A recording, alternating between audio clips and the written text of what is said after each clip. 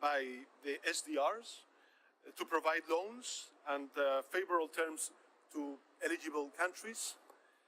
This is, I believe, a realistic proposal. It is aligned with social justice and consistent with the goal of building a more resilient and fairer global financial architecture. To conclude, my friends, Excellencies, we are at a moment of real opportunity to transform the way we manage sovereign debt. Marginal adjustments are not enough. We need ambitious, innovative solutions based on international cooperation and solidarity. And my country, Spain, is fully committed to this process, and we bring to concrete proposals to strengthen partnerships and to work side by side with countries like South Africa under your current G20 presidency so that debt can finally stop being an obstacle and become a tool for development and human dignity. Thank you very much.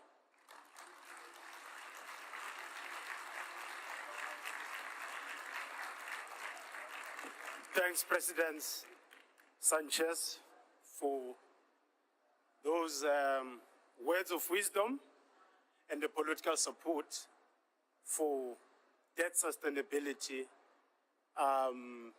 in developing countries. Thank you very much. We really appreciate it. Ladies and gentlemen, may I take this opportunity, and you may leave if you want to, President, but if you want to stay, you're more than welcome to stay. At the right moment, you are at liberty to take leave. May I take this opportunity to ask the Minister of International Relations and Cooperation of South Africa, Mr. Ronald Lamola, to deliver the message on behalf of His Excellency President Cyril Ramaphosa. Minister, over to you.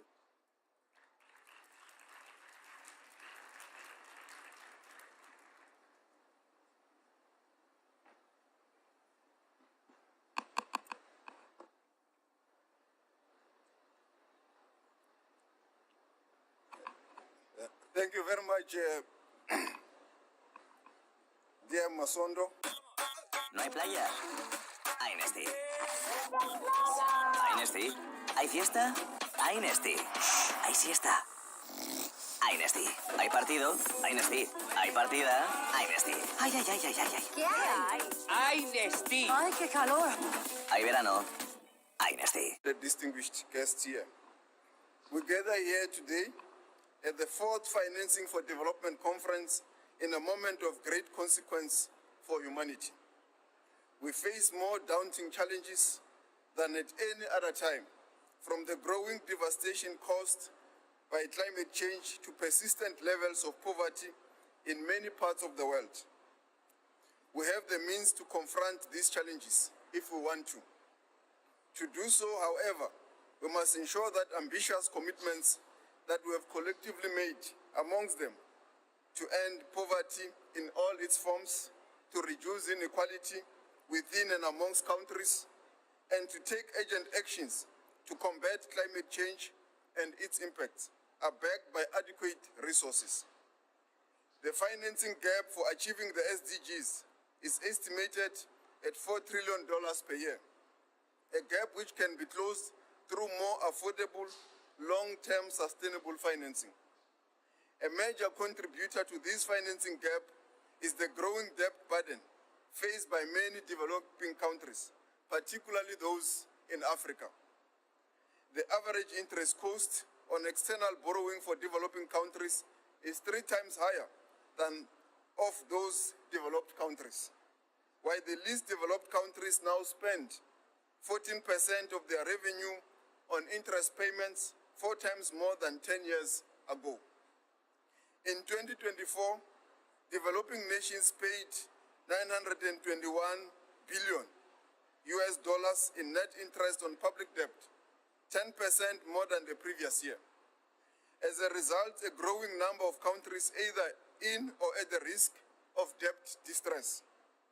While few countries have defaulted on their obligations to creditors, as the Jubilee Commission notes in its report, they are defaulting on their people, their environment, and their future. The bottom line is that high debt levels and the high cost of capital are preventing countries from making the investments necessary for sustainable and inclusive growth. There is a tendency in some quarters to blame debtors' countries themselves for the growing debt burden.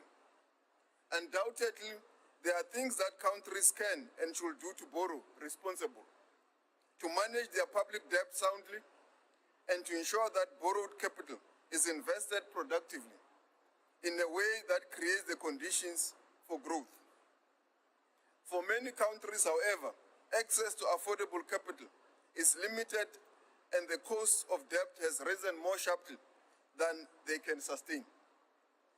Developing countries have faced a succession of external shocks, from COVID-19 pandemic to the destabilizing effect of various conflicts around the world, disruptions to trade, and tightening financing conditions. Many countries now face a wall of debt that will divert scarce resources away from infrastructure, health, education, and other pressing needs. At the same time, there is reason for hope. First, there is a growing consensus that the debt burden faced by developing countries is an urgent challenge that requires the world to take action. Secondly, there is a range of clear practical proposals on what needs to be done. Under our G20 presidency, we have been focusing on practical solutions to achieve debt sustainability, such as improving the G20 common framework for debt treatments to enable timely and adequate debt restructuring. Reports released in recent months by the Jubilee Commission, the UN Group of Experts on Debts, and the Expert Review on Debt, Nature and Climate, together with declaration by the African Union Conference on Debt and African Leaders' Debt Relief Initiative, amongst others, provide specific, concrete recommendations that together points to a clear way forward for all. There is a remarkable degree of convergence amongst all these proposals. Our task is to translate proposals into meaningful action, to mobilize the political will to match the technical solutions that we now have in abundance. To do so, we must ensure responsible borrowing and lending and enhance data transparency. We must expand the use of innovative mechanisms to alleviate the debt burden in times of crisis, such as climate-resilient debt clauses and debt for development swaps. We must improve debt restructuring processes and ensure that countries emerge from these processes with sustainable debt, including through reform of debt sustainability frameworks. We must provide more support to countries facing liquidity challenges, intervening early enough and providing enough relief to avoid a crisis. We have shown that this is possible through previous efforts, such as the debt service suspension initiative that created fiscal space for low-income countries during the COVID-19 pandemic. Finally, we must increase access to affordable capital by ramping up concessional lending and encouraging countries to rechannel their special drawing rights through multilateral development banks. To effectively address the debt challenge, we must fix the underlying flaws in the international financial architecture which have produced it. We must ensure that borrowing countries have a voice in finding solutions through a process that is inclusive and encourage further dialogue amongst creditors, debtors, and international financial institutions. This will require bold, courageous, and forward-looking action, harnessing the work of the G20 and building on the clear outcomes achieved at the FFD4. To this end, at the inception of our G20 presidency, we appointed an Africa expert panel led by our former finance minister, Mr. Trevor Manuel, to develop recommendations that the G20 can take forward. We did so because we are convinced that Africa's development must remain front and center this year and into the future. Achieving debt sustainability is essential to the mission and requires that we act with a speed and scale that matches the proportions of the challenge. South Africa is committed to working together with Spain and other partners to make this to happen. Let this discussion take us one step further towards that imperative, particularly the one of acting on the commitments that we have agreed upon, the compromiso di Sevilla, commitments of Seville. And we thank you very much for being here for this discussion. Thank you. Gracias.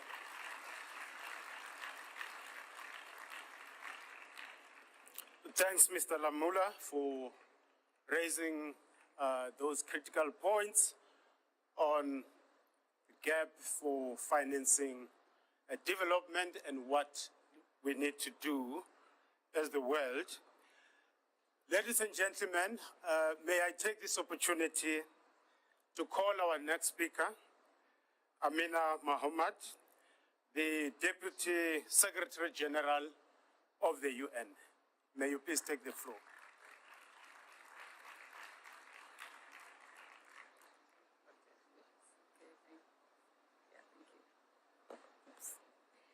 Thank you.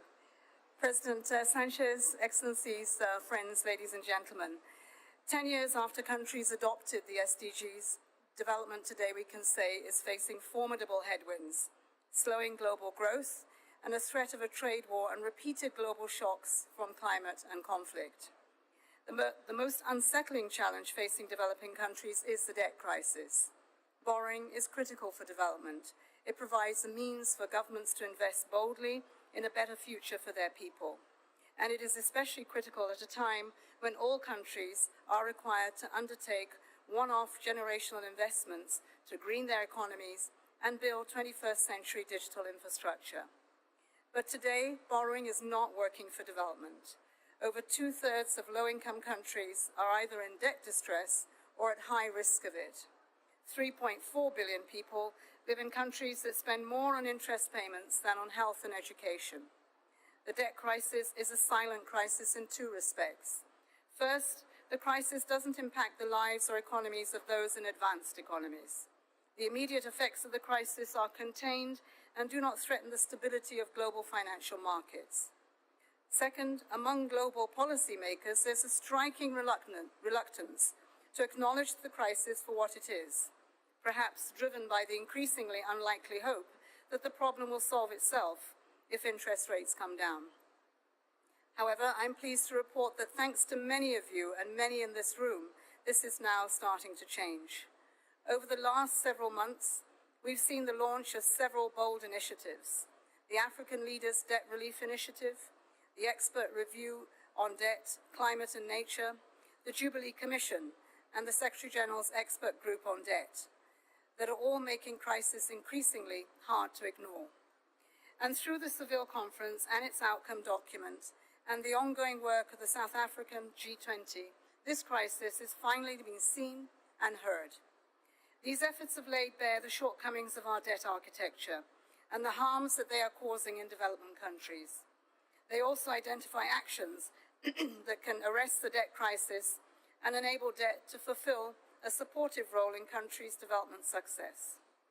Now that we're finally getting the attention of policymakers, we still face the challenge of compelling action. Let me propose 3 things as a community that we must do moving forward. First, consolidate our message and asks. We have a rich set of analysis and recommendations, but we must find ways of bringing them together. This includes borrowing language and recommendations from the Seville commitment and bringing it forward into the outcome documents of this year's G20 and COP30. Second, everyone really has to do their part. For instance, Spain has shown outstanding leadership on promoting debt swaps and debt pauses. The UN stands ready to advance member states' call for the creation of a platform for borrowers to share experience, build capacity and coordinate approaches, and strengthen borrowers' country voices. Third and finally, we must continue to expand our coalition. This includes winning the support of the leading board members at our IFIs. It also means mobilizing civil society as envisaged in the Jubilee campaign. With these 3 steps, Together, I believe that we can break the cycle of debt and usher in a new era of debt sustainability for all countries. Thank you.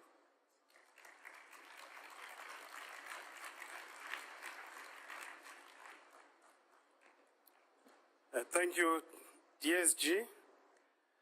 Ladies and gentlemen, I have the pleasure of handing over the floor to Carlos Cuerpo, the Minister of the Economy, Trade and Business here in Spain, who will moderate the panel and introduce the esteemed panelists.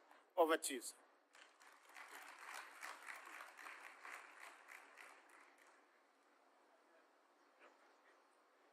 May I also call the panelists to join in, please.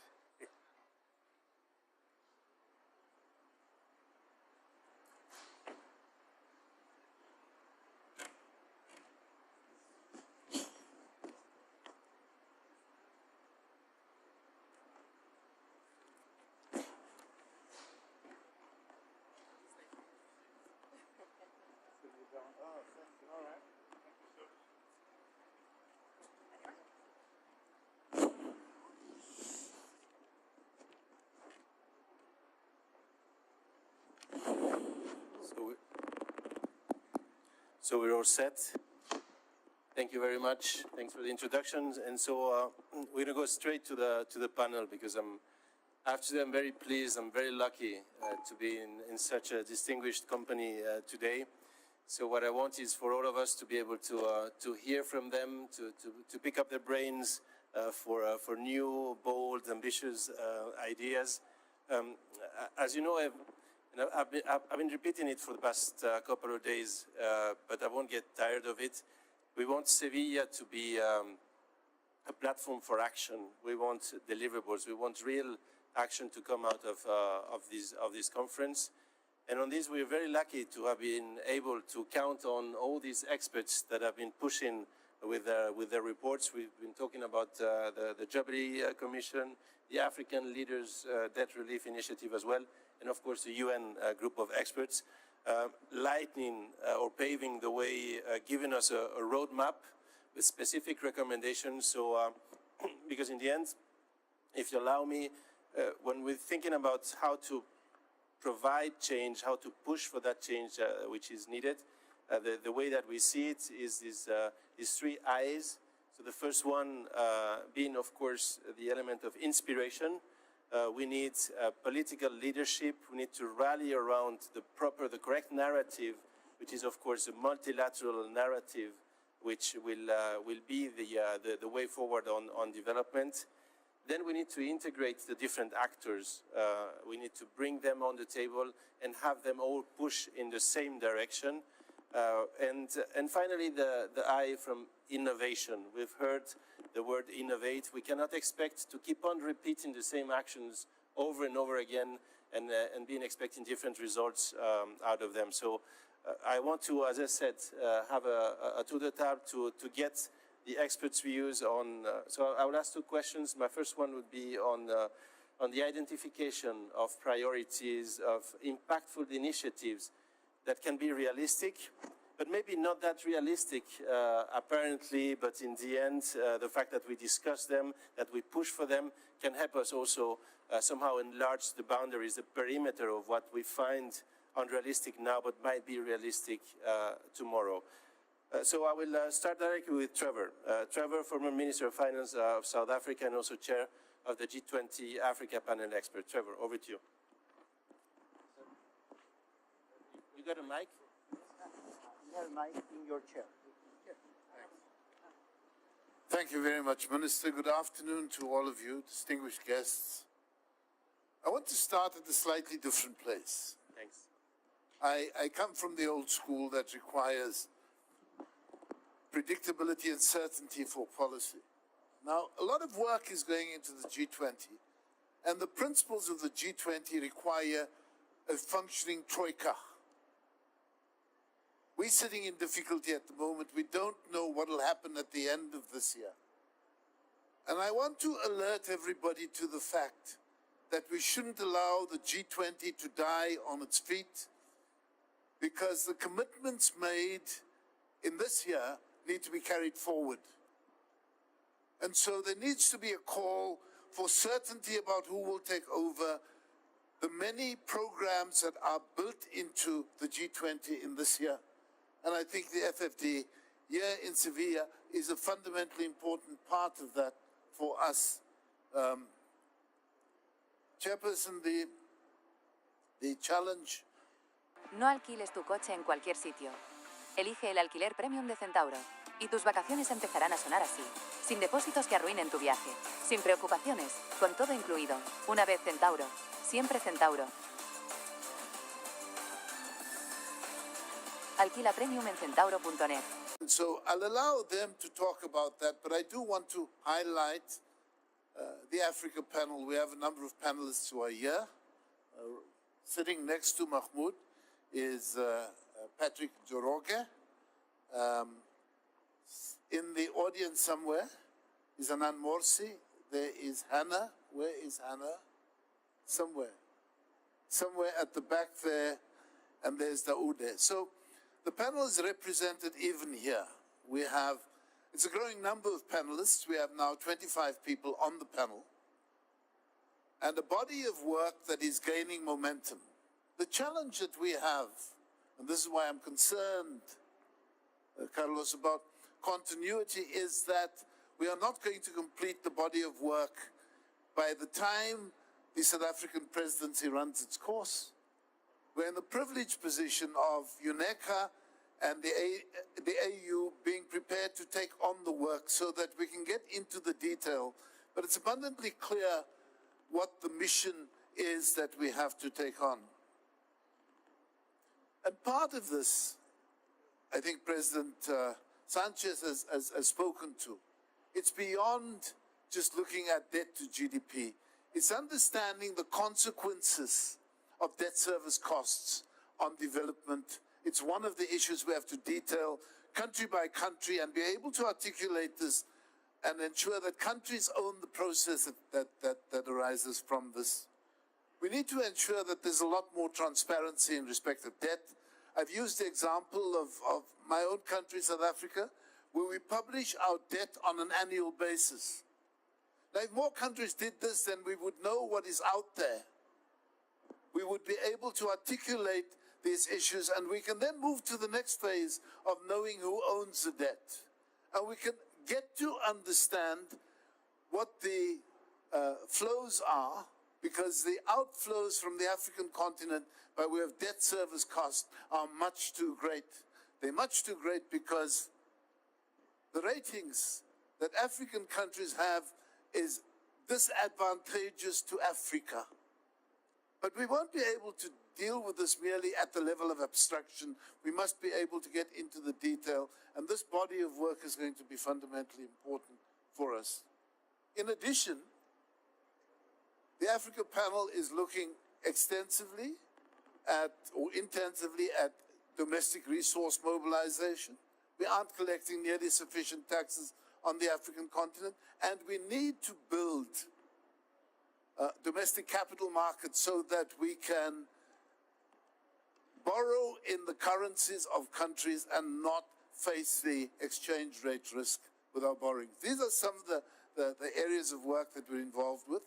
More and more interest. Yesterday there was a question about resource flows off or onto the continent, because the US has now decided that they will tax remittances. Now, you hit the poor multiple times. And these are all the issues. We're building up a body of work that deals ultimately not with merely the econometrics of the discussion, but the impact of these discussions on the quality of life of people. And this is the body of work that the Africa panel will undertake. And I'm saying we'll push as far as we can go during this year, but the ECA and African Union will take it forward. Thank you very much.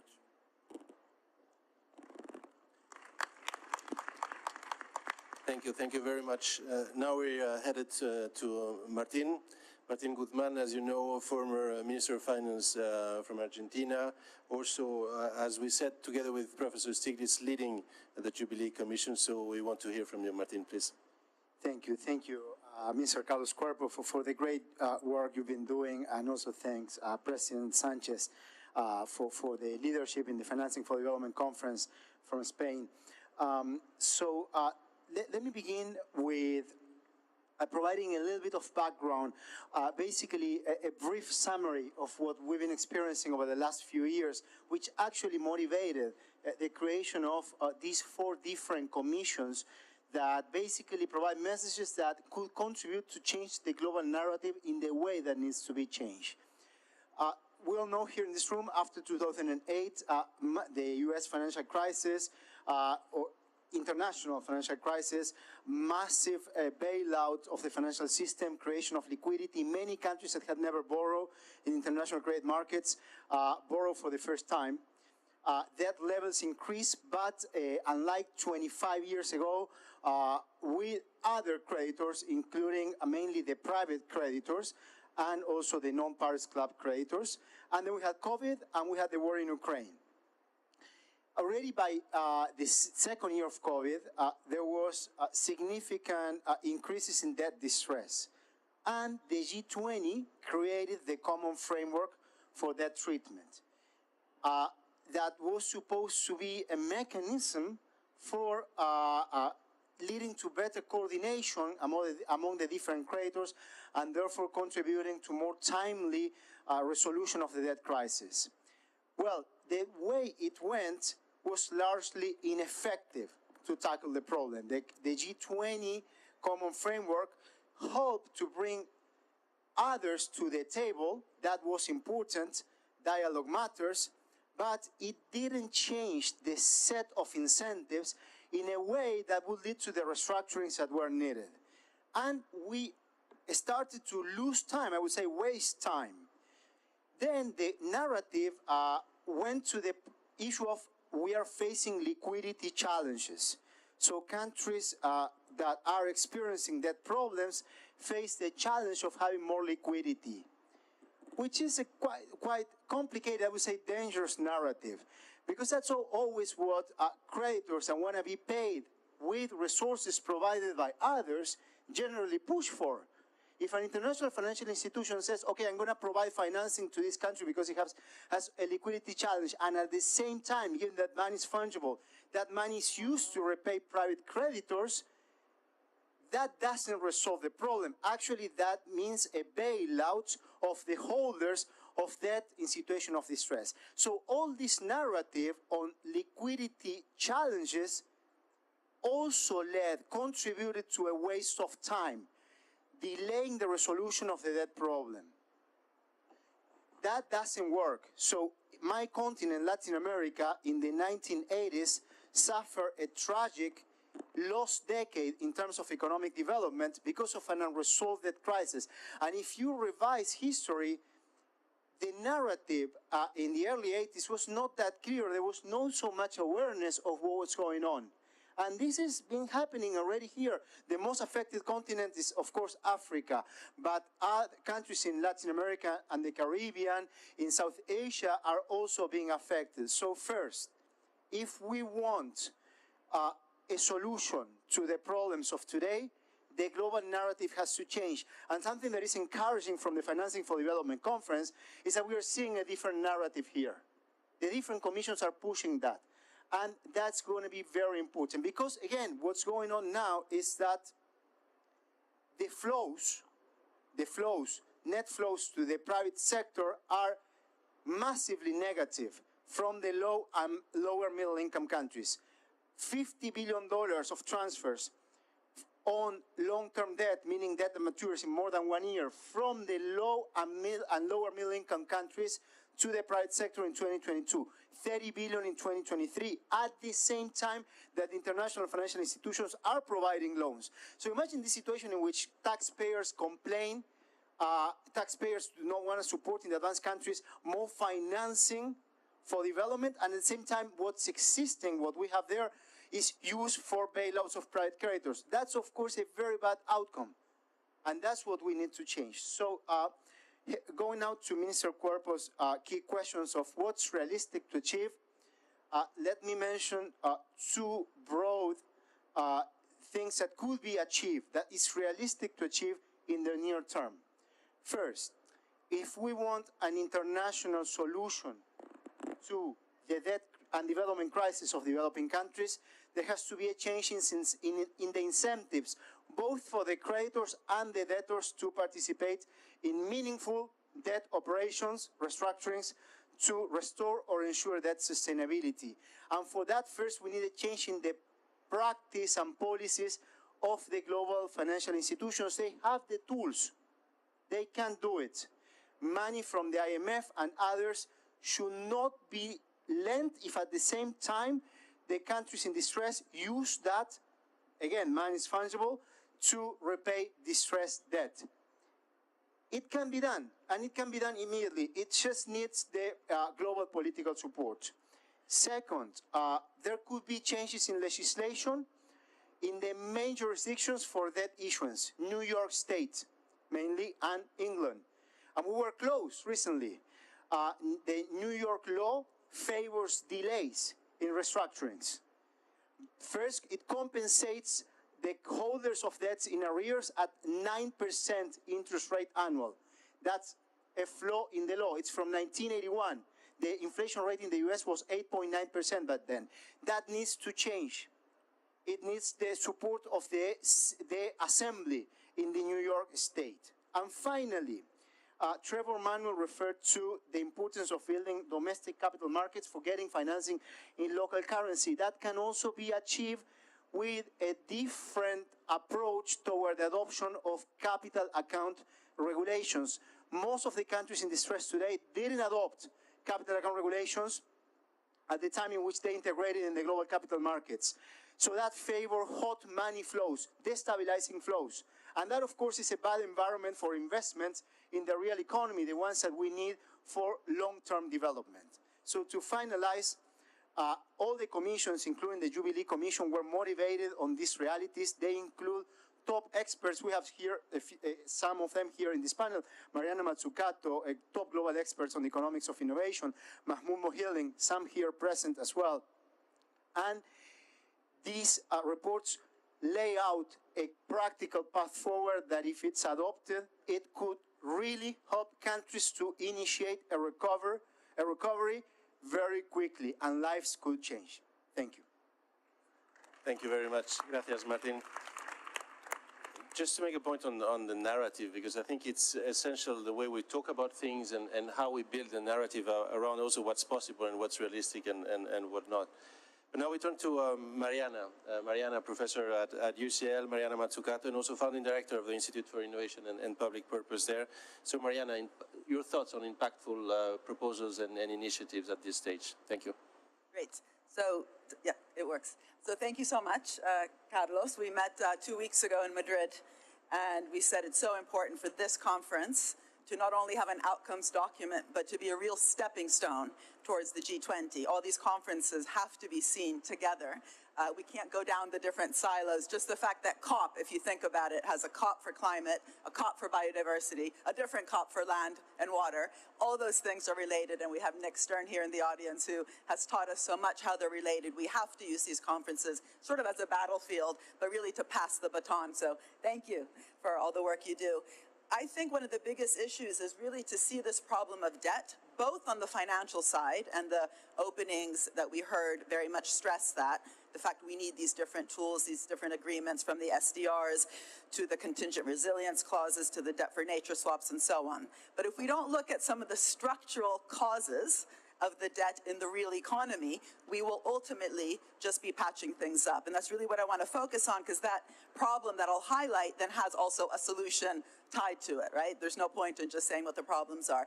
So really the point for me is that these debt crises are the result of structural issues in the global economy around how we actually have thought about and misthought about, undervalued public investment. We have a real investment crisis, broken investment models inside many different countries, including, of course, in the so-called global north. Low-income countries' capital formation is stuck at 22% of GDP, far below middle-income peers. Infrastructure investment keeps declining even as debt service goes up. And as we know, as we heard, these debt payments then end up being much higher than what we're spending on the much-needed investments in health and so on. But that can't be solved unless we ask ourselves why. Why are we not actually, even ex ante, making these investments, even when we have the money, by the way? I come from Italy, and we often get the money from the European Commission and have sent it back. There has been many years over the last 2 decades, we have sent money back to Europe because we did not invest internally in implementation capacity, administrative capacity, a dynamic civil service that can actually govern with the private sector, of course, these very difficult challenges. And on that, I think there's a bit of self-harm, if I can use that word, and also external harm. The self-harm, I see it also in the UK today. It's much more extreme in developing countries, but just to remember, these are global issues. These problematic fiscal rules, right, where we kind of impose on ourselves this idea or the lack of understanding of the difference between the day-to-day current spend and these long-run public investments that are absolutely needed in both the social infrastructure and the physical infrastructure, and knowing how to actually measure those dynamic returns to the economy of doing that. And in the UK, I would like to say on the back of a letter we wrote back in September with some colleagues in the FT, there have been some minor changes to these fiscal rules to allow that fiscal space, but we also know that these problems are also externally caused, especially in developing countries, when we have the loan programs, for example, from the IMF, historically being linked to actually making different types of cuts and kind of reductions of deficit, forgetting something that Spain knows well, that if you're simply reducing your deficit and not doing what I said before, valuing those public investments, you get a dysfunctional relationship where the deficit drops, in the case of developing countries, because they have to even get the loan, but debt to GDP rises, right? It's not rocket science. X over 0 is infinity in mathematics. So if you're not investing in the long-run drivers of GDP, you can be reducing the numerator, the denominator remains stagnant, the ratio can, in theory, go to infinity, high, right? So I do think that's the big elephant in the room. These IMF conditions, which apparently are relaxing a bit, have been proven to, over the last 10 years, including over the last 2 years, caused in different countries 5% contraction of the economy. Now, of course, we need to save, and the whole dog-eat-Doge, I don't know how to call it, a debate in the US kind of reflects on how we have government efficiency, but it's not about a chainsaw. It's about being very clear about those public investments we need and the investments we need within, again, our state capacity, instead of outsourcing it to others. Second, and I'll stop after this, all of this is about public-private partnerships, right? So this whole concept about blended finance, and we need, public and private and capital mobilization from billions to trillions. We know the propaganda, or the mantra, I should say, not propaganda, sorry, about the billions to trillions. Well, it ain't happened, right? We've had billions, low billions, about 15 billion a year, not even close to the so-called financial gap that exists around 7 trillion. But that's part of the problem. We've seen it as a gap, as though there's some well, a hole, to go throw money in. We need to really be thinking about the shape and the structure of finance, not just the financial gaps. And to do that,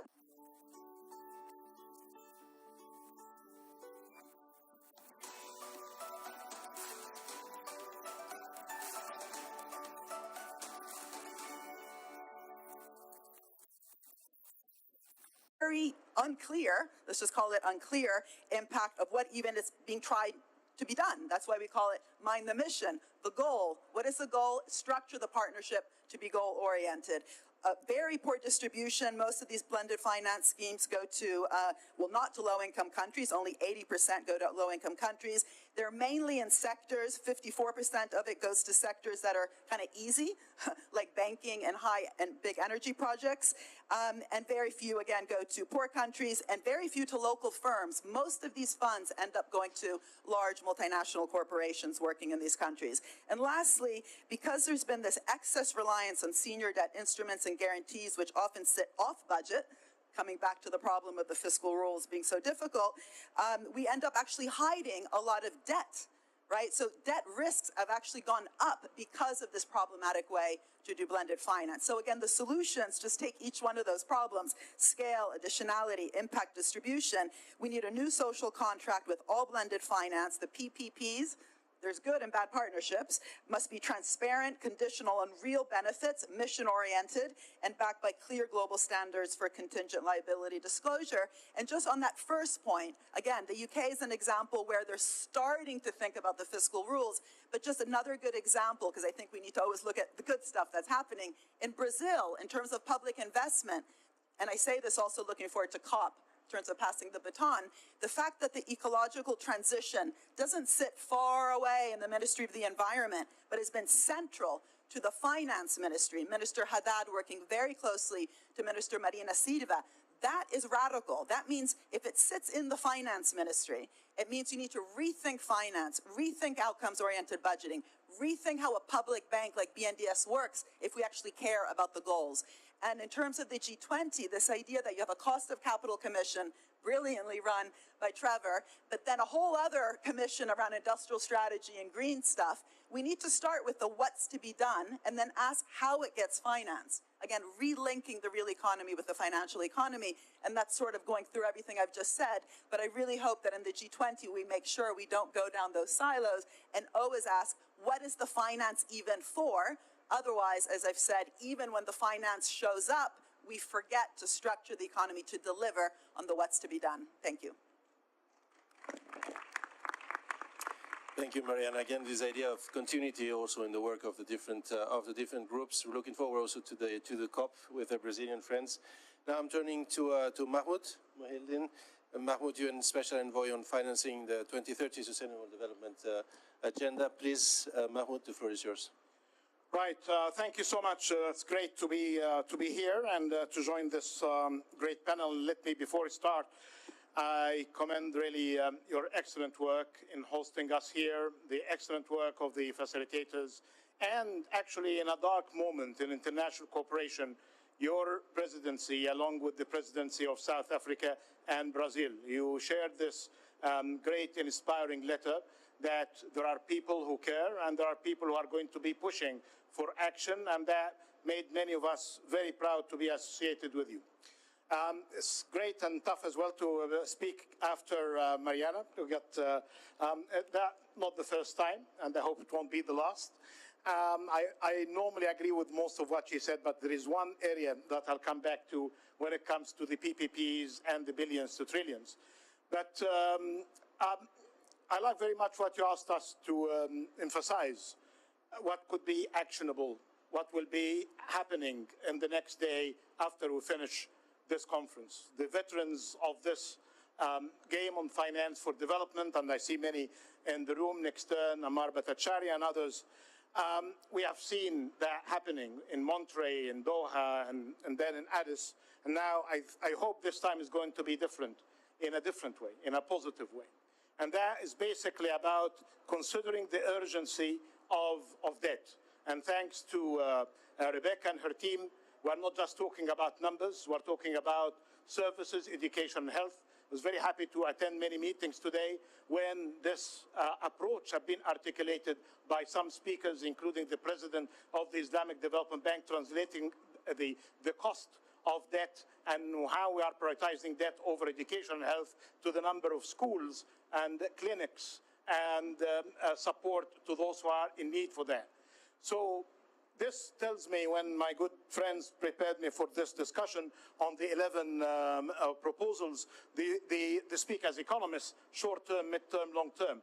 I don't think that we have this luxury of even mid-term. We talk about urgent measures and short-term measures. And I very much agree with what Martin mentioned about what can we do next day. But there is an art of doing it as well.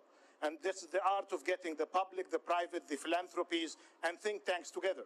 And without revealing too much of secrets, because we are going to use the same trick with your permission, Martin, a couple of things happened with the IMF surcharges And that didn't really happen because of some brave ministers, like the Minister of Finance of Egypt, his successor, and he continued the job, Ahmed Koshuk, the minister here, about the push for reducing the surcharges of the IMF. But the board members of financial institutions, especially from the Global South, need to be empowered, because we are facing a great deal of even-handedness in these institutions, and we are dealing as well with asymmetry of information when it comes to dealing with complicated matters vis-a-vis very sophisticated staff and management. So the way we did it, we know that surcharges are not fair. This is just an example of things that we can really follow on the same steps. But through good work and many discussions that we had with Martin, with Joe Stiglitz, many lunches, roundtables, workshops, and lobbying through think tanks and some advocates, we managed, after 3.5 years, I would say, without exaggeration, of struggle from September 2021 until we got the result in October 2024. But you cannot go and argue on the board about the impact on the poor people. Yes, people will be sympathetic. But in order to speak into that language, you need to provide alternative solution. It's very much complicated and sophisticated elite industry that we're dealing with. So having good intention is good. It's very much a nice assumption. Sometimes it is generous, but I think it's basic about this kind of collaboration of the work. I'm happy that the 3 proposals that you emphasize in Washington and today by the President are all in our 11 measures. Areas related to the swaps, matters related to better use of SDRs, including buyback debt under distress, and the other ideas that could really be pushed forward, including the SDRs and how can we use them, and you mentioned the buyback and the debt swaps. So these are basically areas on the spot that have been on our 11 measures. But if I can just add something here, that there are other things that should be done at the national level, but they need technical assistance, like improving debt management unit. And that's why the idea of having a club of borrowers or a club on debt, and I know that there is a football club here in Seville, without getting into tougher discussion than that, talking about Spanish football, but I think we can really borrow a name. Yeah, well, here we have another one. So we can really talk about how can we get the Borrowers Club to support, as mentioned by the DSG, Amina Mohammed, on how to enhance voice, share knowledge, technical assistance. A couple of things. Some of the old ideas are supported again, like having a debt service pause during crises. Is this new? No, it has been around for quite some time. If Maya Motley, the Prime Minister of Barbados, was here, she said, well, we pushed for it. The Paris Pact has it. In what way this could be different? Better monitoring and better empowerment in the legal side, not somebody to play games with these legal contracts in insurance, because we need the work. Some people will really play games against putting these triggers into action. And then I would say, if these are urgent, could be doable, but having the G20 with us and the common framework for those who care about Africa, as they can and as they should. Africa is not a continent of low-income countries. 31 countries of the 54 are middle-income countries. So having the common framework today, without the inclusivity of its approach to the middle-income country, and I followed the excellent work in the Debt Forum and from a distance in China, and this idea was entertained. I even heard that the IMF representative saying this could be a good idea. It's in the ICA document that other countries could benefit from the common framework. Those other countries have a name, a category of middle-income countries that should really be entertained. The SDRs as well, in their work, could really be helpful in other things, but I would go into my last comment, which is about the use of the DSA analysis for low-income countries. And now they are under review, the DSA of the World Bank and the IMF. One of our proposals is pushing into that. But the one for the middle income and the one for countries with market access is not under review because it was reviewed a couple of years ago. But a couple of years ago looks like a century to me now when it comes to debt.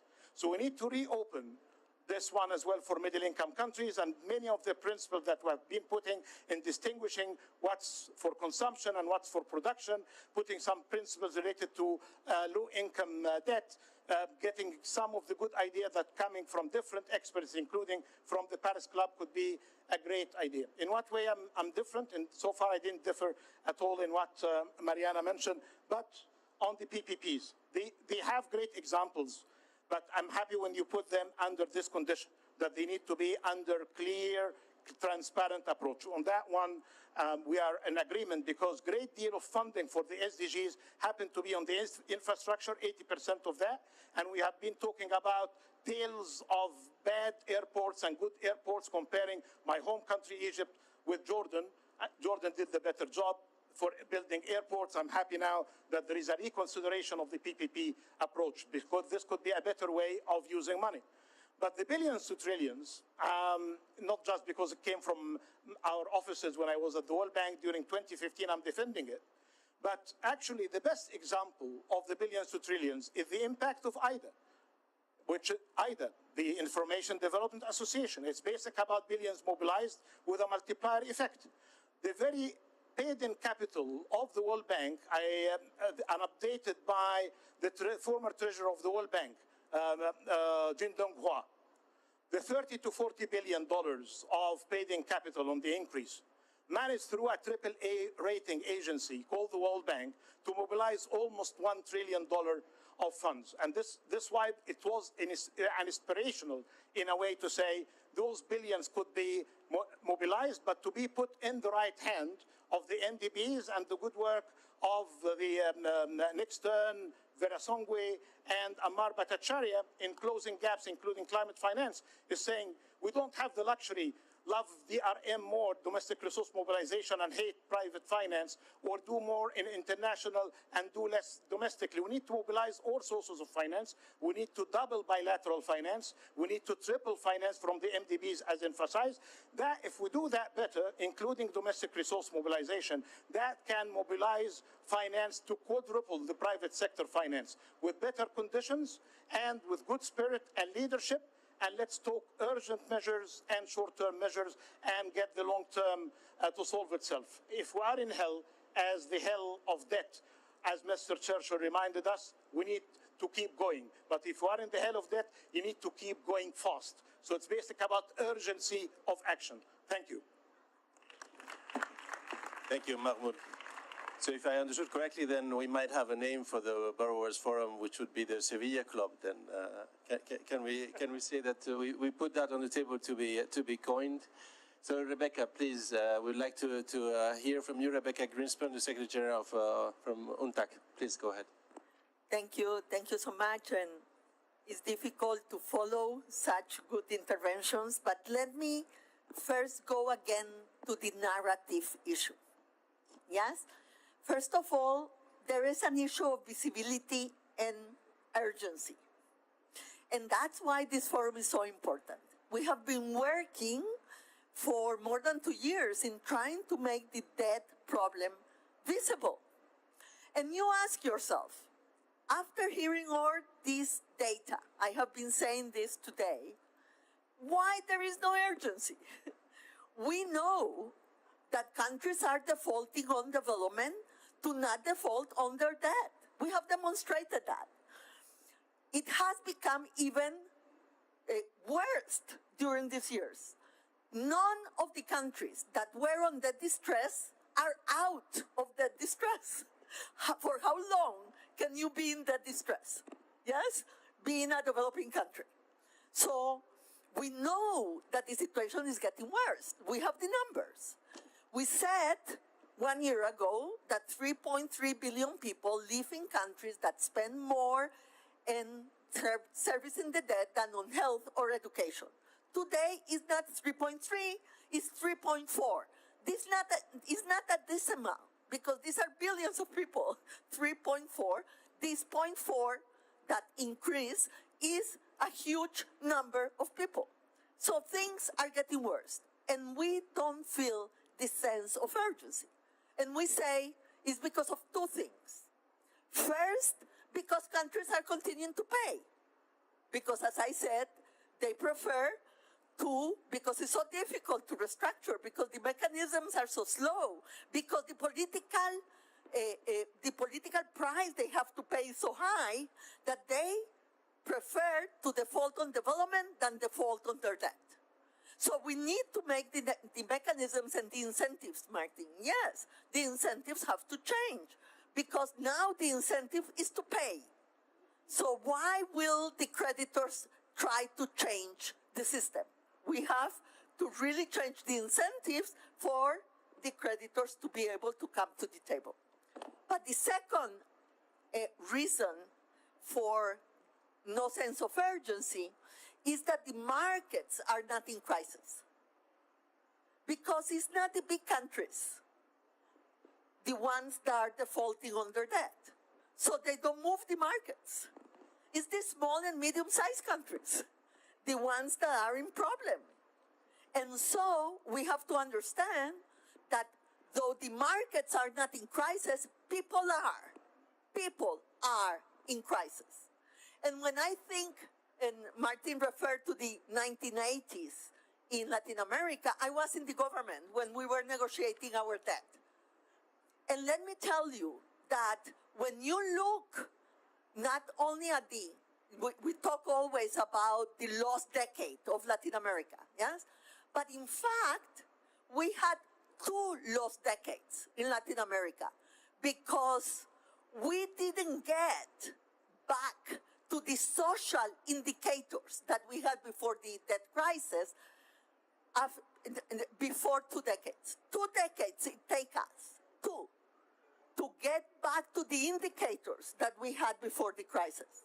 So we are talking about generations that we lost.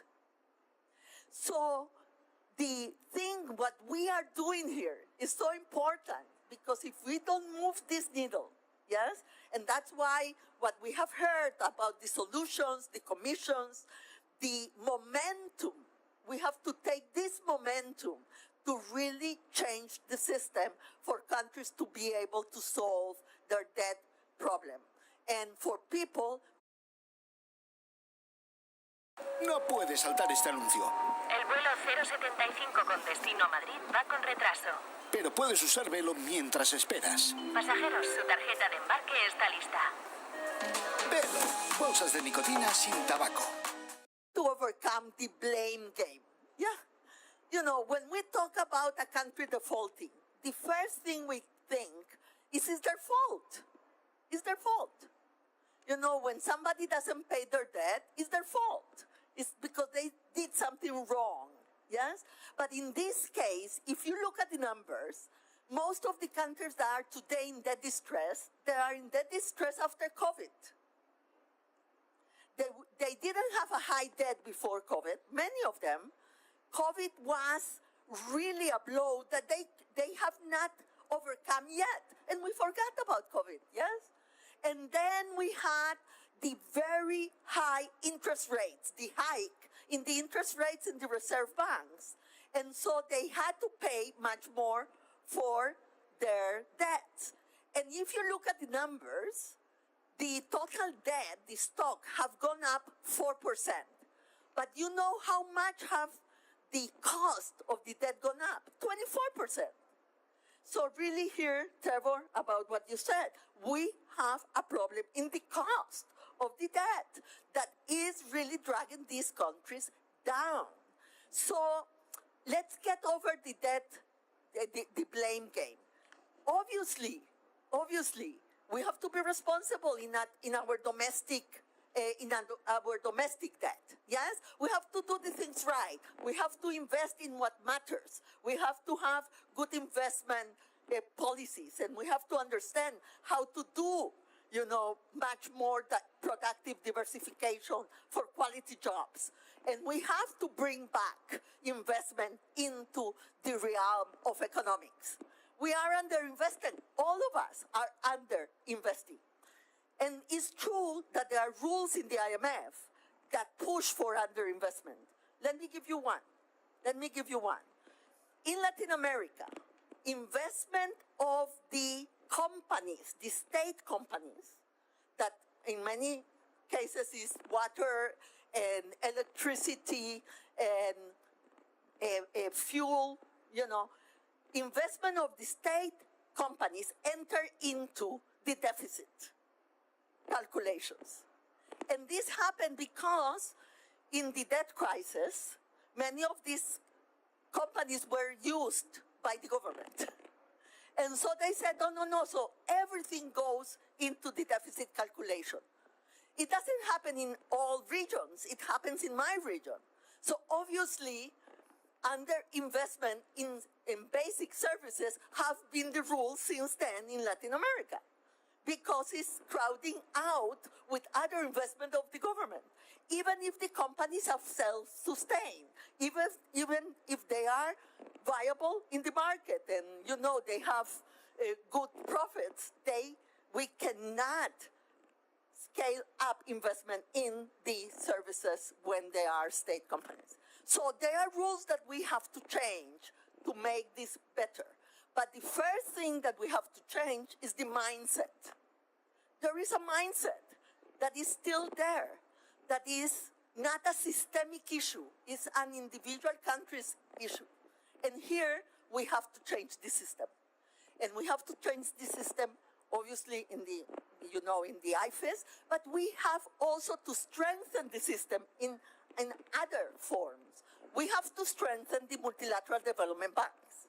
Because the other thing in which we have to change our mindset is that public-private won't happen in the countries that need it most if public is not strengthened. Private capital is not going to these countries alone. It has to go hand in hand with public investment. And public investment is mainly in the multilateral development banks. This is one of the changes between Addis and Seville. In Addis, we were very optimistic in the billion to trillions because there are trillions in the private markets. And we thought we can bring them to the development realm. And we were very optimistic also about domestic resource mobilization. So in a way, Addis was a lot about domestic resource mobilization and private capital going. So this is still important, but the difference is that we cannot see them in isolation. It's not that private capital will come alone. It's not that public money can do the investment alone. It's not that domestic resource mobilization happens in isolation of what happens to the economy. Because if your economy is going down, it's very difficult to be able to diversify your tax base. So I think that the difference today in the change of the mindset is that there is here, it has to be a coherent strategy that will bring these issues together. So it's not a menu that you choose. You need several of the elements of the solution happening at the same time so the problem can really be solved. And I think that we have instruments and solutions that are practical, that are feasible, and I will go to one thing that today Paolo Gentiloni, that was part of the Commission on Debt, said, not because it's doable, it means it will be done. Yes? So what we have to make sure is not only that it's doable, is to be together with a collective will to make it done. Thank you. Thank you very much, Rebecca. We love your energy, I have to say. So change your mindsets so that you can change reality. That's an appropriate way to go. So Patrick Njoroge, former governor of the Central Bank of Kenya, please, the floor is yours. Thank you very much, and excellent to be here and to follow such excellent panel members. Before I get into the substance of it, I want to go back to something that Trevor said, which is this thing of having the African panel presenting a report in the context of South Africa's G20 presidency. And as he said, the continuation of that into the future is essential. I don't think there's anybody in this room who believes that all these problems will be solved within a year or within 2 years. So continuity is important, and I'm glad to be part of an excellent team also that has benefited from a lot of the discussions, Martin's Jubilee and other conversations. Of course, the United Nations report that has been put out by Mahmoud and his team, and others. So that's the preamble on this. I think today, and following the excellent comments that have been made in the keynotes and elsewhere in this conference, the idea that we have the worst crisis in more than 8 years, debt crisis, I think that is well appreciated. And I think the speakers before me talked to it, to that point. The question, though, is this systemic? And today now you could say, no, it's not systemic. We have a bunch of countries that are running around, maybe 5 countries. But the point is that running the debt numbers forward, we've seen in work that has been done and publicly available, more than 47 countries in the emerging market EMDAs in the next 5 years will be in high debt distress. And about 34 of those are in Africa. So that will be systemic from a point of view of debt. Of course, then one says that the markets will begin to move. I think of the markets like a lion that's lying there. It's very dangerous, but if you poke it, it will react it will show you why it's called the king of the jungle. So in some sense, in the next 5 years, if we do nothing, the markets will react and we will have a major crisis, a systemic problem in our hand. Of course, we don't want that to happen. Now, having said that, the question is, actually, we are having a systemic problem today on development. And it is true, we have got a point that what we are doing is we are defaulting on development. Many countries are spending, more than half the countries in Africa are spending more on debt service than on health and education. Those numbers are clear. But I think the numbers hide the reality. And we are economists. We love numbers. And we can say all sorts of things about how many people are below the poverty line, etc. But the issue is that's where we have the systemic problem today. So consider, just I'll throw a few numbers again to, we know that if you think of, for instance, mortality, yeah, under 5 mortality, yeah, and the SDG target was 25 by 2030. The point is that in Africa, in sub-Saharan Africa, this is at 68. 68 where the target is 25. And actually it accounts, Africa accounts for more than 50% of the under 5 mortality in the world. If that is not a problem that should shake us, I don't know what we need, what else we need to have that as a systemic problem. If you think of education as well, yeah, and if you actually even narrow it to women, to girls, yeah, we know that 47% of African girls either do not complete or never attend high school. Just think of that. And the point is that if that is not, if you run that in your own mind, what will happen with those that half of the female population in the next 5 years, in the next 10 years, and what will happen, let's say, to their kids, etc. You have already today a systemic problem which will be generational. So that is what we are dealing with. And I think the point here is that the issue that was made before about urgency, these numbers should shake us so much that urgency becomes a matter of nothing else matters until we resolve this. And I think that should be the issue. There are many things we come to, and fixing markets and all those, lowering interest rates and all that, fine. But all that means nothing if we don't deal with this fundamental systemic problem on development. Thank you. The second point I wanted to make is actually has been made by others, is a lot of this, of course, will be dealt with in the context of development. Debt restructuring, etc. And I think there's a lot has been said in that space. But I think it is also important to note that we could have a sort of a debt restructuring of a kind, it's urgent, etc. But then what happens after that? Meaning the other elements in terms of a better financial architecture is essential. And in some sense, that may be an easier sell today. I don't know, I look to Mahmoud, you're more familiar with this than others, than most of us. But I think the point is we cannot just say, okay, fine, let's do the debt restructuring, and then we'll see what happens later on, after everybody obeys the rules, etc.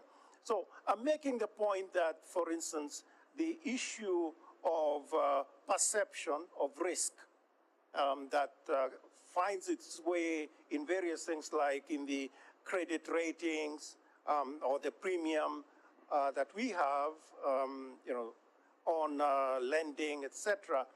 All those things need to be dealt with. And I think the issue here is to think about it in a sort of a logical fashion. For instance, one of the things that we have discovered in the context of the panel that we are in is that actually, if you look at the infrastructure projects that multilateral banks are involved in Africa, they actually have the lowest default rate of 1.6% compared to other regions, 1.9% in Africa. In Europe, Western Europe and Asia, it's 4.6%. Latin America, it's 10.1%. Eastern Europe is 12.4%. Somehow, we have the lowest default rates, but we are paying the highest in terms of borrowing costs. Something doesn't make sense. So the issue of being fair comes back again. So whatever we do, the outcomes have to be arrangements that are fair for all. We are not asking for a handout anymore. Handouts are gone, but we are asking for fairness. And let the markets be fair in terms of the cost, so that they incorporate this relatively straightforward, I think it makes sense, relatively straightforward outcomes. Or for that matter, when you think about banks, when they are lending into our countries, the risk weighting on that, they are on those outcomes, on the lending to African countries, it's actually set at a much higher rate. This is the Basel III arrangements, etc. And my point is that it doesn't relate to the reality of very low default rates. So that is something that we need to look at in the context of reforming the IFIs and indeed the overall international architecture. Finally, I want to make the point that at the end of the day, the countries themselves, that is our countries, have to be at the table in making their presence felt. Now, it's true we're having a lot of discussion in terms of the reform of, let's say, the international financial institutions, the IMF, etc. But I think the point here is it has to be something that is real. It's not a token movement from, you think about the shareholding of the African countries in the IMF. It's somewhere like, what, 4% or something like that? 4%? For a population of 1.4 billion, the same population as China, the same population as India, multiple times the population of the US that has a shareholding of 15%. So the point is we can manage, and somebody mentioned this, we can do very well on the margins, right? Just throw a token, 2% here, 2% there. But fundamentally, this is the time to change the architecture in a way that is true and fair for all of us. Thank you very much. Thank you very much, Patrick. And I'm very much aware that we are running out of time, so but it's because of all of you and all of your interesting ideas. So thank you very much. I'm just going to end the panel here by saying that my main obsession in Sevilla is that this is not just another conference, that it's not just about action, but it will be also about the follow-up of all the initiatives that have been set up here, which is usually less bright, but a very important task. So let us work also on the follow-up. Thank you very much.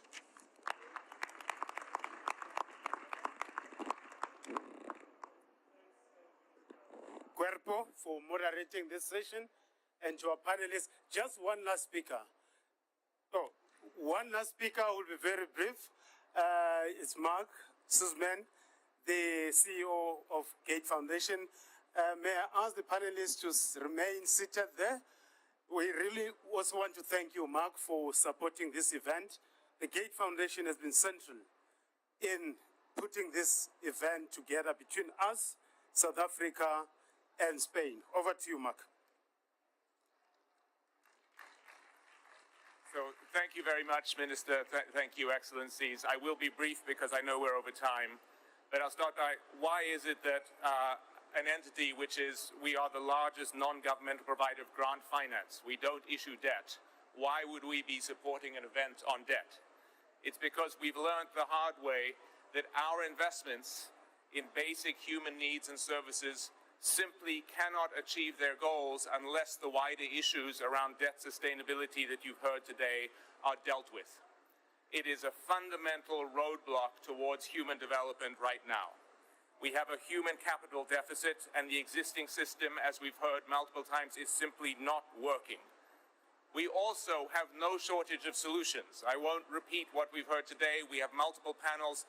There are solutions ready to be acted on, but they are not being acted on. We need to move forward because we have two huge challenges that were highlighted right at the front by President Sánchez and on behalf of President Ramaphosa as our two co-hosts. We have at one level a fact that the countries that are busy working on financial solvency and dealing with debt distress, as we heard from Rebecca, the countries in debt distress are not moving out of debt distress, and as a result, they are defaulting on their own people. They are defaulting on those basic health and human services that this conference, this financing development, exists to provide. That's what development is. We also know, and President Sánchez said this very eloquently, marginal adjustments are not enough. They are failing.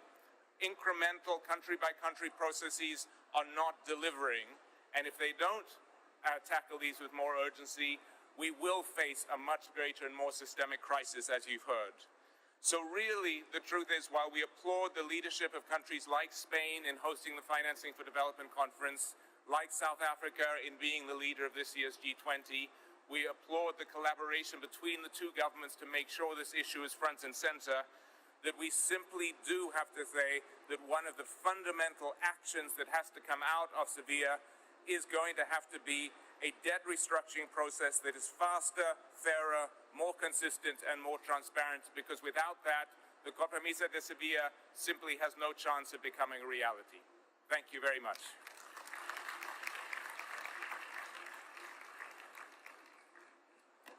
Thank you very much. The session is adjourned, and you are released.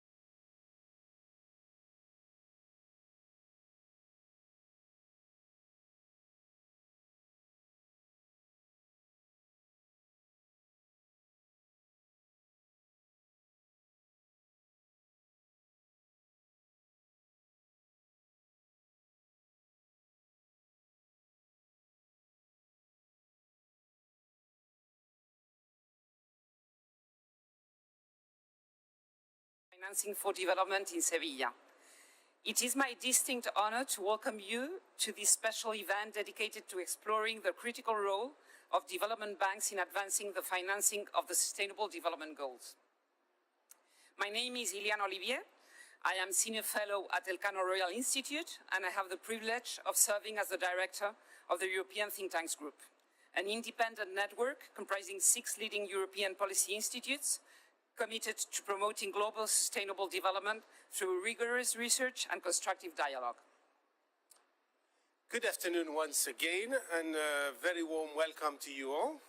My name is Régis Maraudon, and I serve as a special advisor on sustainable finance at the Agence Française de Développement. I also have the honor of acting as one of the coordinators of the Global Research Networks on Public Development Banks, which is a coalition of scholars and think tanks working in close collaboration with the FIX, the Finance in Common System. Together, we strive to document and produce research on the transformative potential of development banks in mobilizing finance for the achievements of the SDGs. We are undoubtedly living critical times as our world is increasingly shaped by interlinked challenges, ranging from the pursuit of peace and the urgency of climate action to food insecurity, poverty, the deepening of income inequalities, and the degradation of nature. The very purpose of today's event is to hear from our distinguished speakers and panelists how development banks are uniquely positioned to catalyze transformative solutions. They have the potential to act as vital connectors, building bridges between governments and the private sector, while contributing to the resolution of a defining overarching challenge, the construction of a peaceful world, free from poverty and anchored in a livable, viable, and equitable planet. So today, the Finance in Common movement, the FIX, together with UNDESA and the Agence Française de Développement, is proud to present a landmark symposium featuring 400 research and policy contributions now compiled in the Public Development Bank reference book, published by Pearson on the occasion of the FFD4. So to frame our discussion, allow me to share a few striking figures drawn from the book. Development banks are present across the globe, operating under a wide area of mandates to support investment in small and medium-sized enterprises, invest in infrastructure, bolster rural development, enhance financial inclusion, and of course finance local governments. Our most recent global survey identifies more than 500 development banks operating in 150 countries, with a combined asset portfolio amounting to 23 trillions. Collectively, these institutions are responsible for financing over 10% of total annual global investment, a clear indication of their role within the global financial architecture. Indeed, the reference book represents a milestone in advancing our understanding of the rich and diverse universe of development banks. It not only consolidates valuable data and insights on multilateral, regional, national, subnational institutions, but also serves as a springboard for the critical debate we will engage in today with our esteemed panelists.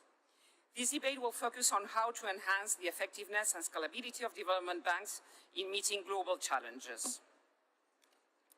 Central to this discussion are the key questions concerning their business models, governance structures, institutional expertise, regulatory frameworks, and the clarity and alignment of their mandates.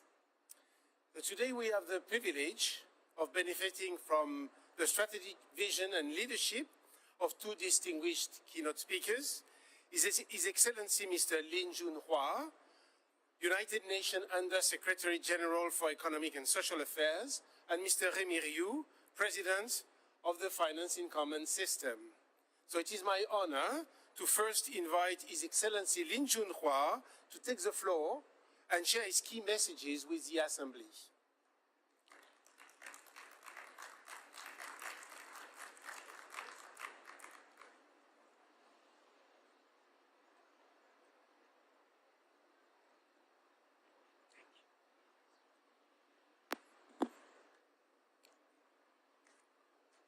Well, good afternoon, dear friends, dear colleagues. I saw many familiar faces and also some new faces as colleagues to join us at FFD4. Well, I'm so glad to meet all of you. We all recognize that FFD4 serves as a milestone event in a global financing for development efforts.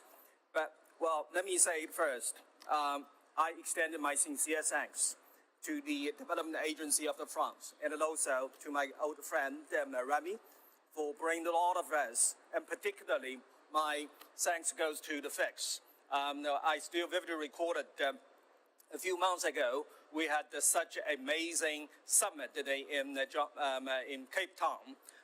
You actually contributed enormously for this severe conference and the process to formulate and adopt this, compromiso de severe.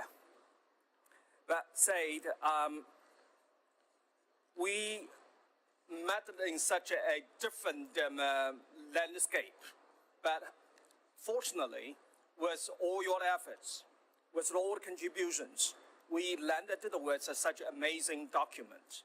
Of course, it's not the most desirable or most ambitious we want, but we have a very, very impactful and action-oriented roadmap. So achieving sustainable development requires large-scale investment push, focused on the development impacts and the reform of the international financial architecture, which actually reflected in our commitment.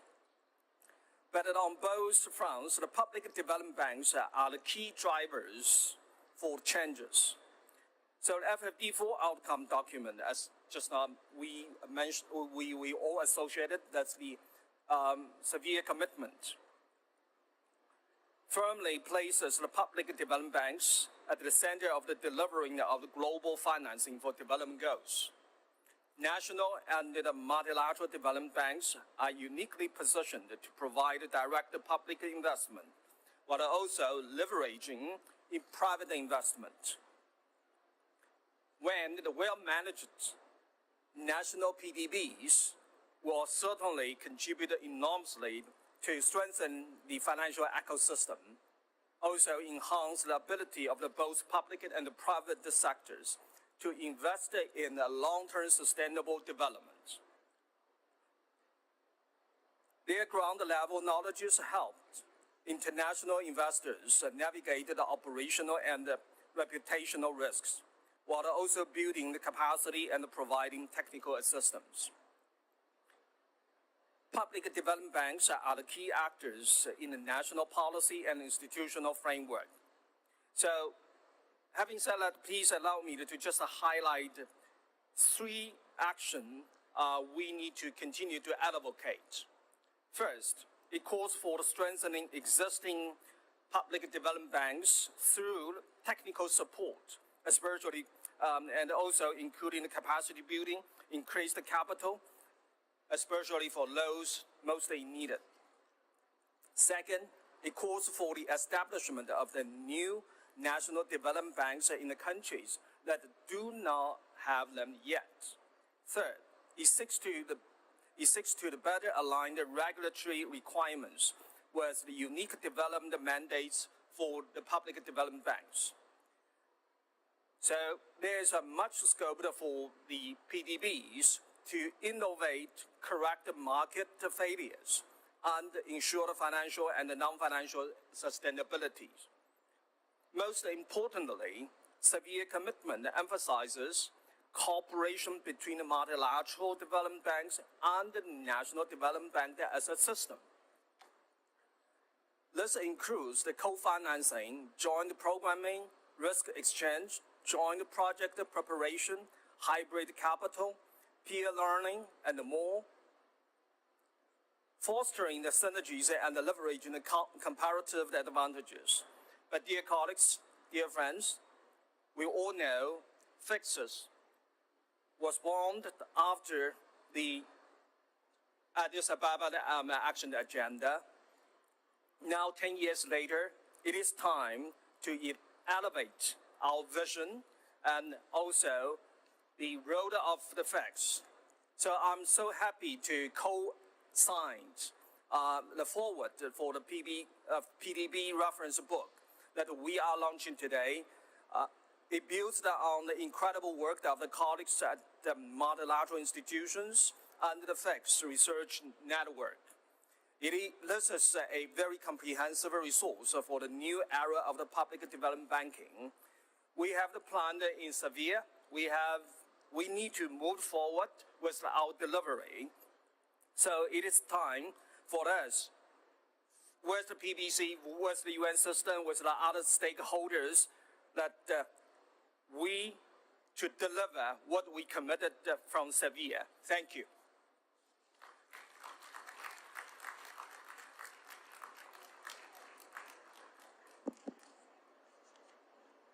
Many thanks, Mr. Li Jinhua, for your very inspiring keynotes. I am now inviting Monsieur Rémy Rioux, Chairman of the Financing Common System, better known as FIX, and CEO of the Agence Française du Développement, to deliver his keynote address. Good afternoon, everybody. Dear Under-Secretary General, dear Li Junhua, Excellencies, colleagues, delegates, it's a great honor to have you here today behind, around Under-Secretary General. I fondly remember the day I received his letter back in January 2024, so 1.5 years ago, which gave us the mandate to officially contribute to FFD4. And now we're in this very room to launch the publication of, well, the first reference book about public development banks edited by Pearson. It's an important milestone for our movement, and hopefully a publication that will be instrumental to the success of FFD4. I take the opportunity to thank the Spanish government, the co-chairs, the facilitators that negotiated this excellent paper, way better in my view than what we accomplished a decade ago in Addis Abeba, notably because I think the role of public development banks is way more precisely, nicely captured, and of course positioned as part in connection with the rest of the financial system. Para 30, 37, 40 about country platforms are particularly important. They will guide us, and we feel now obliged and responsible to do more. But I'm not here to talk about the result of the conference. I'm here to remind everybody that this journey, which started, let's say, in Addis, was only made possible because of science and research. Finance in Common was built from day one on research. And in a world of uncertainties, in a world of half-truths or fake news, we know in this room that research has never, robust evidence have never been so important to foster well-informed policy decisions. And I mean, paying attention to the role of Public Development Bank was a particular challenge and demonstration of the power of research. Of course, it's not about pro domo manifestation of our institution.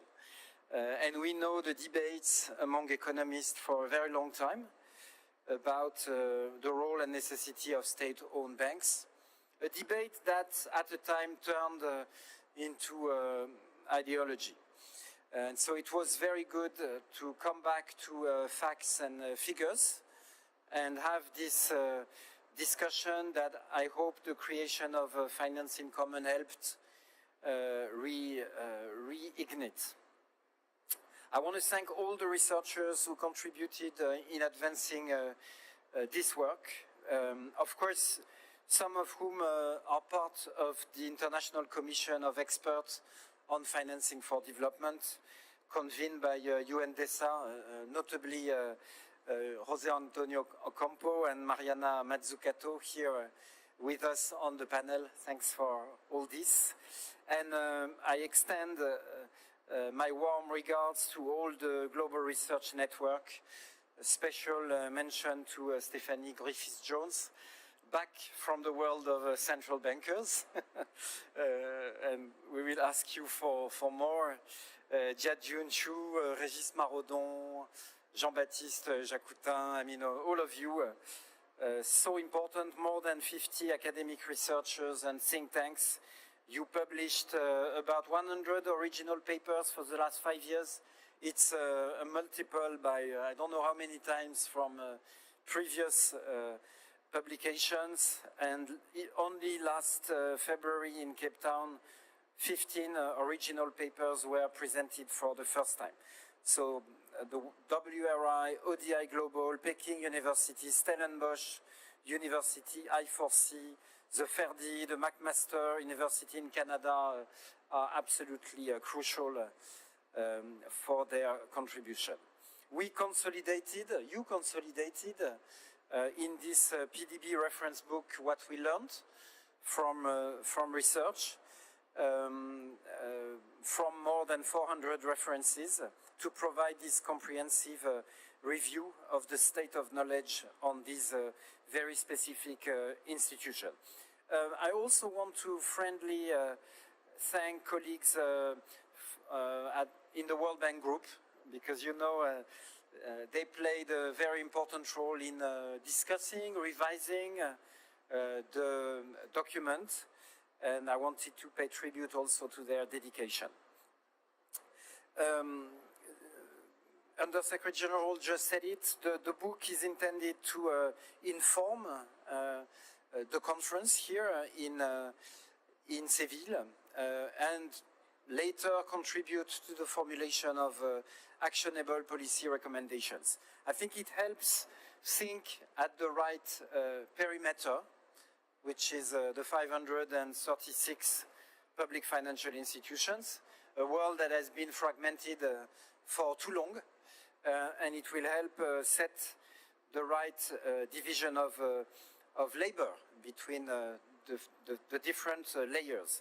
It also gives a genuine picture of the diversity of the development banking ecosystem, distinct mandates, a governance framework, a lot to learn and inspire all of us in dealing with our specific business. A very important chapter on PDB's business model. It's certainly a breakthrough, these analyses in the reference book.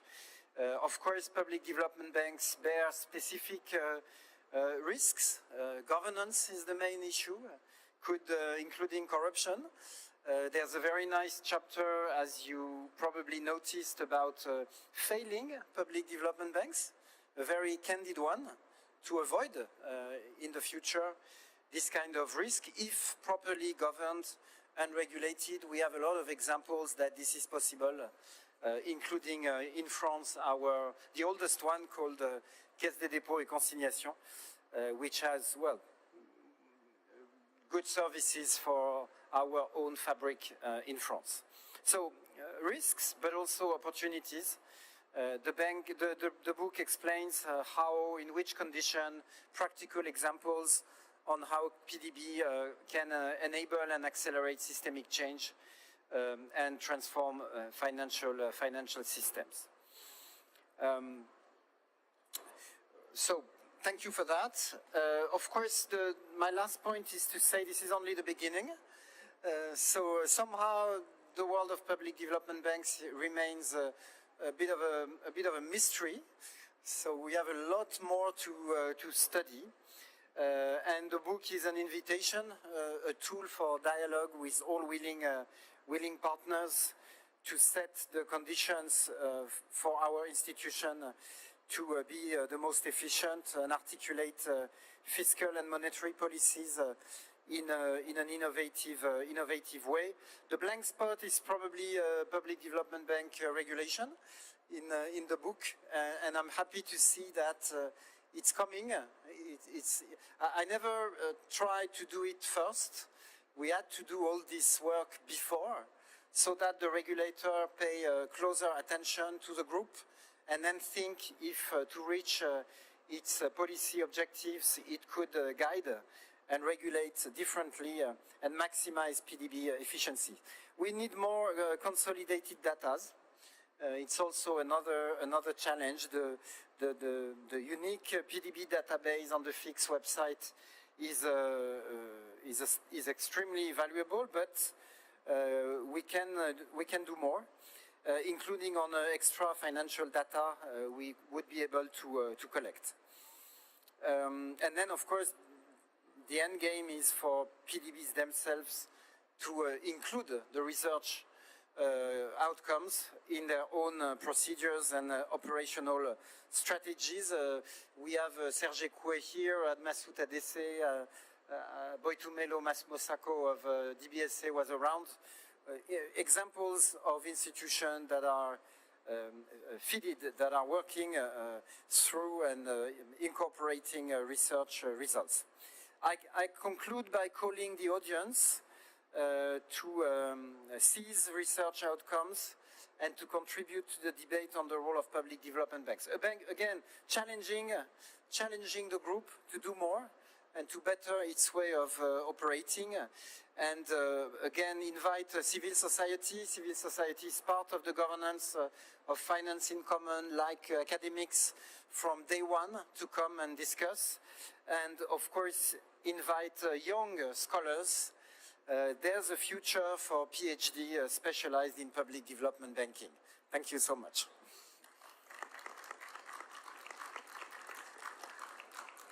Many thanks, Monsieur Rioux, for that vision, and also congratulations for the FIX initiative and to the GRN for this massive effort.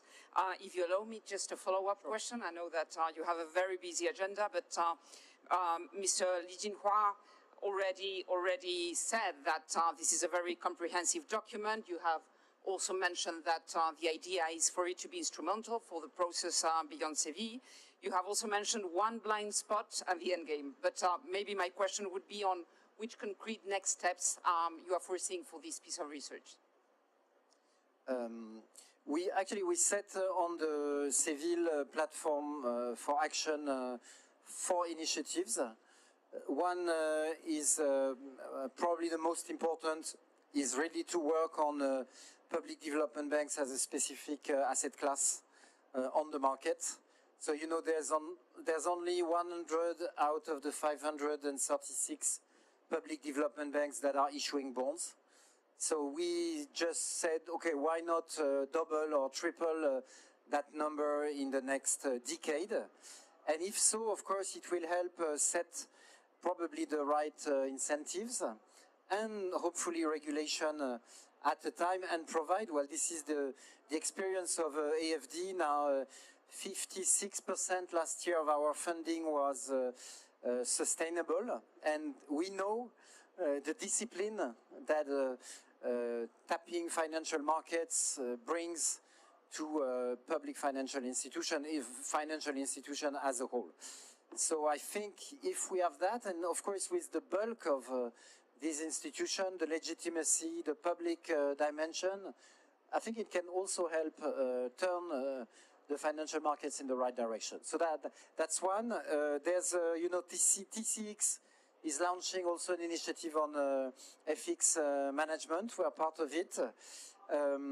Country platforms, the country platform playbook was discussed last year. We know at the heart of a national country platform, to operationalize it, you need a national public development bank. That's the lesson from Brazil with BNDES, from South Africa with DBSA, from Indonesia with PT SMI, and probably many other countries joining this new architecture where national institutions are the main driver. And the last one, I think this morning we published the mapping of the technical assistance programs, 26 of them, that can accompany our institution in perfecting their own operation. Serge Ekwe, the president of IDFC, is here. We have an IDFC facility. We started with climate. Now it's really the instrument for all of us to do the training, share best practices, and learn from each other. So there are 4 examples of what we can take from Seville. And of course, my last point is, well, you hear the corridors, the room, the transformation that Seville means, from ODA to sustainable development investment, from a fragmented architecture to a comprehensive one. And we are beginning to understand that ODA and multilateralism are so precious, but they are the exception. They are not the norm. The norm is the world of investment. The norm is the world of national institutions. And we have to think both together so that we help unlock the amount and the quality of financing that is needed for SDGs. Merci beaucoup. Okay, thank you. Thank you very much. Thank you very much, Rémi. Okay, so it's now time to put some of the key questions discussed in the PDB reference book in debate with our distinguished panelists. Before calling them on stage, I would like to extend special thanks to Jean-Baptiste Jacouton of AFD, who was really instrumental and even more in the production of the book, and of Peter Shoda, also from UNDESA, who also contributed like every week on our working sessions, and Thomas Melogno, our chief economist, who also, thanks to you, Thomas, for your constant confidence and support in the whole process of producing the book. So I have the pleasure to call on stage Professor Mariana Mazzucato, Professor in Economics of Innovation and Public Value at the University College London, Professor José Antonio Campo, Chair of the International Commission of Experts on Financing for Development. If I can help, yeah, please, whatever you want. Mr. Serge Ekwe, Président de la Banque West Africaine de Développement and Chair of the IDFC, the International Development Finance Club. And it is now my pleasure to call on stage Dr. Cristina Froes de Borja Reis. Tell me I did pronounce it well, please. Undersecretary for Sustainable Economic Development, Ministry of Finance, Brazil, and Mr. Admasu Tadesi, President of the Eastern and Southern African Trade and Development Bank.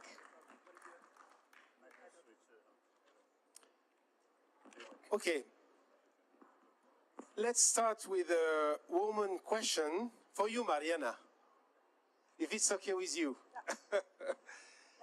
For many years, public development banks were perceived as relatively inefficient institutions, sometimes even posing risks to national public finance. Do you think these perceptions still hold today?